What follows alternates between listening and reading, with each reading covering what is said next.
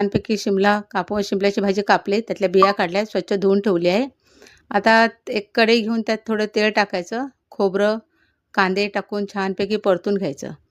हे परतवल्यानंतर आता पहा छान लालसर कलर येईपर्यंत छान परतून घ्यायचं ते. आणि तुम्ही ही भाजी नक्की करून पहा, खूप छान वाटते. त्यात थोडेसे लसूण टाकायचं, तिळाची कूट टाकायची, पुन्हा ते चांगलं छानपैकी परतून घ्यायचं. ते परतल्यानंतर ते पुन्हा लालसर होईल. ते लालसर टाकल्यानंतर त्यात थोडेसे आपण शेंगदाणे टाकायचे. शेंगदाणेसुद्धा छानपैकी भाजून घ्यायचे. हे पहा आता शेंगदाणे हे बघा एवढे थोडेसे शेंगदाणे टाकायचे, जास्त टाकायचे नाहीत. शेंगदाणे टाकायचे. शेंगदाणे टाकल्यानंतर सुद्धा त्यात थोडेसे आपण 2 लवंगा टाकायच्या. जास्त लवंगा टाकायचे नाहीत, कारण जास्त टाकले तर ते त्याची गाठ जरा वाटते, म्हणजे तिखट गाठ वाटते ती. हे असं छानपैकी लालसर भाजून घेतल्यानंतर आता ते थोडं थंड झाल्यानंतर एका मिक्सरच्या भांड्यामध्ये आपण काढून घ्यायचं व छानपैकी बारीक मिक्सर करून घ्यायचं.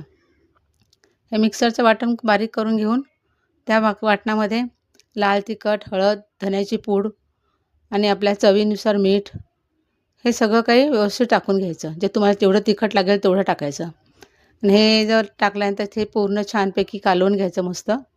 पूर्ण एकजीव करून घ्यायचे सगळा मसाला.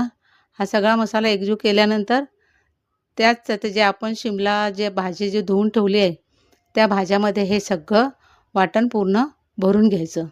एक-एक करून सगळं पुरं थोडं-थोडं जेवढं त्यात बसेल तेवढं थोडं-थोडं आपण त्या भाज्यामध्ये शिमल्याच्या भाजीमध्ये हे सगळं भरून घ्यायचं.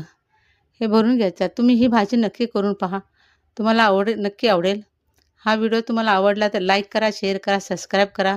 सबस्क्राईब करायला विसरू नका. आता हे पहा आपण हे भाजीत पूर्ण मसाला भरला आहे. हे भरल्यानंतर जे आपण मसाल्यामध्ये कांदा, खोबरं जे आपण तळू त्याच कढईमध्ये थोडंसं तेल टाकून घ्यायचं. तुम्हाला जेवढं लागेल तेवढं तेल टाका. हे तेल टाकून त्यात थोडेसे कांदे पण सुद्धा टाकायचे. पहा थोडेसे कांद्याचे थोडे म्हणजे एक कांदा कापून त्यात टाकून द्यायचा आणि ते चांगलं छानपैकी परतून घ्यायचं. तो सुद्धा लालसर रंग होईपर्यंत पसरायचा. ते पसरल्यानंतर त्यात थोडंसं आलं लसणाची पेस्ट टाकायची. आलं लसणाची पेस्ट टाकून तेही सुद्धा पूर्ण परत एकजीव करून, कारण आलं लसणाची पेस्ट टाकून जर तुम्ही चांगलं कालवलंत तर त्याचा जो उग्र वास असतो तो निघून जातो. हे सगळं छान एकजीव झाल्यानंतर त्यात थोडासा कढीपत्ता टाकायचा. कढीपत्त्याने भाजीला चव छान येते व त्याचा सुगंधही छान होतो. आणि हे कढीपत्तासुद्धा पूर्ण त्याच्यात तेलामध्ये मिसळून घ्यायचा. तेलामध्ये हा मिसळल्यानंतर थोडंसं आपण टमाटे टाकायचे. 1 टमाटा टाकायचा. 1 टमाटा टाकून तो टमाटासुद्धा छानपैकी